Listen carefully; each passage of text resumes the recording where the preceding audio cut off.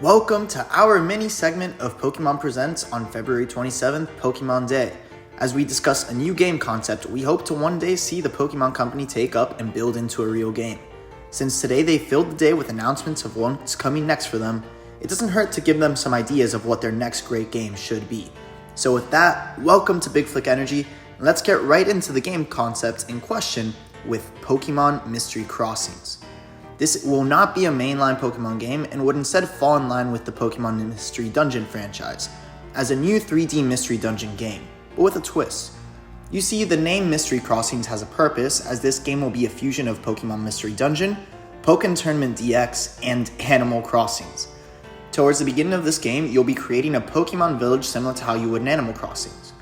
This village is on its own island and can only be reached by surfing there and not by flying because of weather around the area, which will be established early on as a problem in this world. So you will gain access to this village you'll have to grow once you befriend a large water Pokemon like a Lapras, Melodic, or Gyarados. You can return to this village at any point in the game by flying back from a side quest within the island or by finishing the main story points and meeting the large water Pokemon.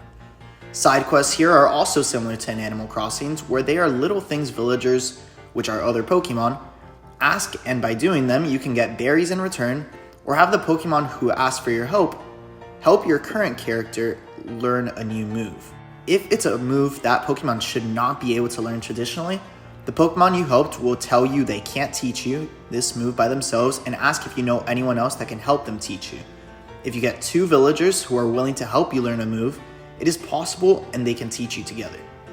However, some moves even require 3 Pokemon to teach you a move, these moves being Hydro Cannon, Frenzy Plant, and Blast Burn, alongside Pokemon signature moves like Volt Tackle and Hyper Drill. There are other side quests as well which can just add new villagers to your village, and in a lot of ways, I would also say this game can be compared to Clash of Clans, the way you strategize what you're mining for in terms of what villagers you're going after. Some villagers can heal you, others can help grow berries, produce milk, and other snacks for the village like honey. Others help build the village even more, and others help keep the nature of the village alive. So let's run down what these villager types can be, and we start with the healers, which heal Pokemon after side quests and main missions rapidly, sort of like a Pokemon Center. So the healers include Chansey, Blossom, Blissey, Audino, Spritzee, Aromatisse. After, we have the Rainers, which help water berries and flowers and allows Pokemon to come to certain flooding parts of the land if they're water Pokemon, instead of having to stay on the island shore. This includes Squirtle through Blastoise, Poliwag through Poliwrath and Politoed, Slowpoke, Slowbro, Slowking, Dratini through Dragonite, and others as well. Playing a similar role, we then have the Shiners, which help supply energy for berries and flowers to grow and allow online players to see you online and challenge you to Pokken battles at one of your islands where, yes, you can expand past the first island once you defeat the main story of the game. The Shiners in this game will include but not be exclusive to Magby/Magmortar, Seedot through Shiftry, Cherrim, Bronzong. Next we have the Planters, which help take care of berries and flowers and naturally heal villagers over time, which includes the likes of Oddish through Vileplume, Blossom, Tangela, Tangrowth, Roserade, Comfey, and Rillaboom. The more Rainers, Planters, and Shiners you have, the faster berries and flowers will grow and the stronger they will be. For the next group, we have the Pollinators, which help flowers grow and produce honey. These pollinators also create different types of honey depending on their abilities, where the stronger the Pokemon, the more honey they produce. The different types of honey include Spicy Honey, where if a Pokemon that eats it, it will have a chance to burn opponents during battle on its next mission using special attacks. Those attacks will appear red, and the ones that can provide this are Volcarona, Gliscor, and Oricorio. Then Icy Honey, or Pokemon that eats it will have a chance to freeze opponents during battle on its next mission using special attacks, and those attacks will appear light blue. That comes from Frostmoth, Gliscor, and Oricorio. And Super Honey, which Pokemon that eats it will have a chance to be immune to all status effects during battle on its next mission, which includes Combi, Vespiquen, Cutiefly, Ribombee, Oricorio, and Flabebe through Florges. Then we have Toxic Honey, where Pokemon that eats it will have a chance to poison opponents during battle on its next mission using physical attacks. Those attacks will appear purple, which includes Beedrill, Beautifly, Vivillon, Mothim, Gligar, Glisker, Dustox, Venomoth, Oricorio, Zubat through Crobat. And then with that, we continue to Sleepy Honey, where a Pokemon that eats it will have a chance to put opponents to sleep during battle on its next mission using physical attacks, and those attacks will appear gray, which include Butterfree, Vivillon, and Oricorio. Then Shocky Honey, where a Pokemon that eats it will have a chance to paralyze opponents during battle using physical or special attacks. Attacks will appear yellow, including Butterfree, Beautifly, Vivillon, Gliscor, Venomoth, Masquerain, and Oricorio. Then Cupid Honey, where the Pokemon that eats it will have a chance to make opponents fall in love during battle on its next mission using physical attacks, and those attacks will appear pink. And this includes Woobat, Swoobat, and Oricorio. Then Sword Honey, where the Pokemon that eats it will gain special attack and physical attack during battle on its next mission, which includes Passimian and Oricorio. Shield Honey, where the Pokemon that eats it will gain special defense and physical defense during battle on its next mission, which includes Durant and Oricorio. And last but arguably the most important, but for other reasons, we have Music Honey, where when eaten, you gain access to listen to any music from any Pokemon game ever for the next mission. And this one comes from Noibat and Noivern. Now the next group of villagers are the Flyers. They take you and your team to main missions where the bigger the flyer, the more members can come with you on your journey. This includes the likes of Charizard, Pidgeot, Fearow, Aerodactyl, Dragonite, Skarmory, Swellow. This is followed by a category that works hand in hand with the Flyers in the form of the Swimmers.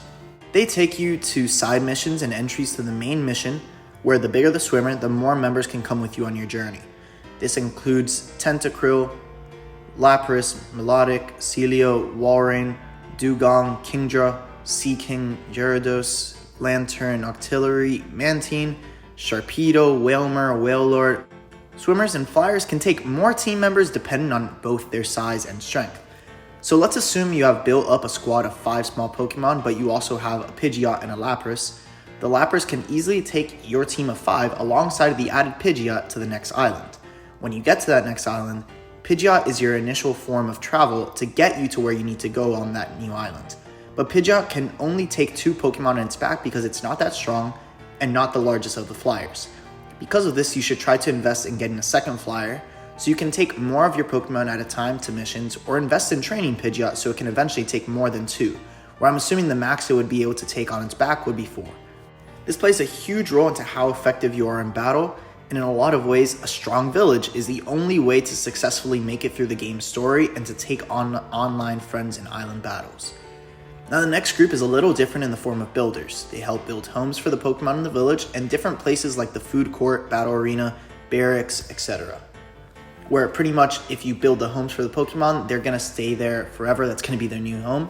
Meanwhile, if you don't have those homes for them in place, they'll just show up as guests every once in a while and you can't really predict when they'll be there.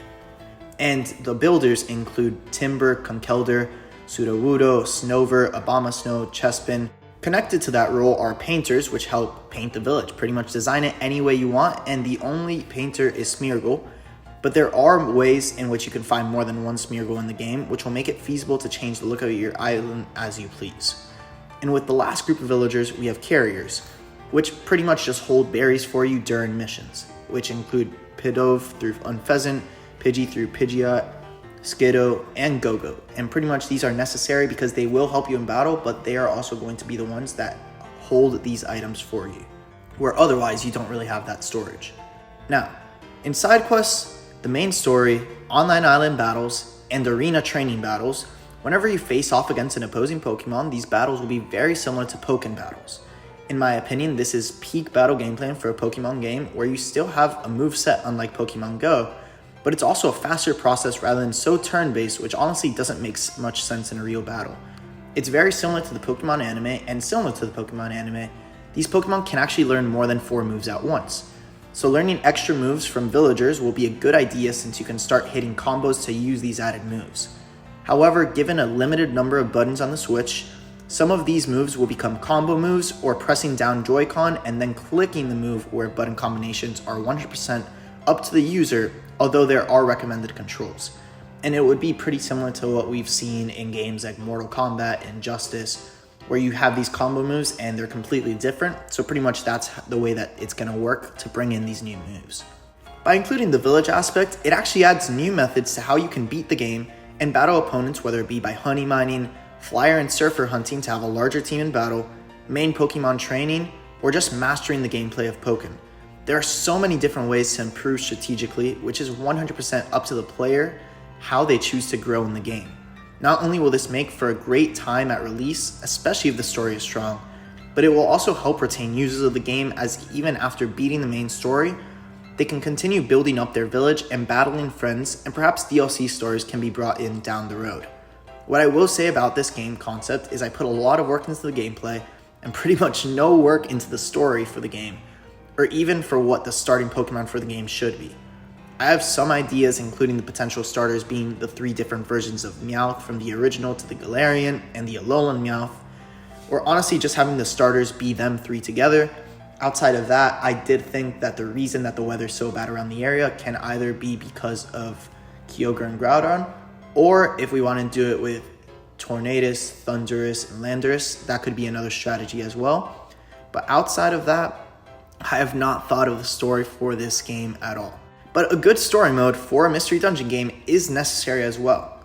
So now I turn to you in the comments as I say thanks for watching this video.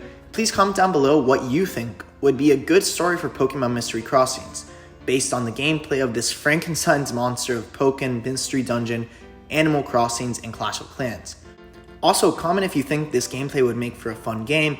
If you think that Pokemon Presents next year should include it, why not? That would be great. They would obviously have to do a lot of development into this within the next year, but I think it would be pretty cool to see. And also what your thoughts are on some of the actual announcements from Pokemon on February 27th, 2024. And if you're excited for whatever games they're planning. Thanks for watching this video. And if you're interested in seeing more Pokemon content, I would check out my video on the Nintendo Cinematic Universe and where I hope to see Pokemon go within that world. Thanks again for checking this video out, and see you next time on Big Flick Energy.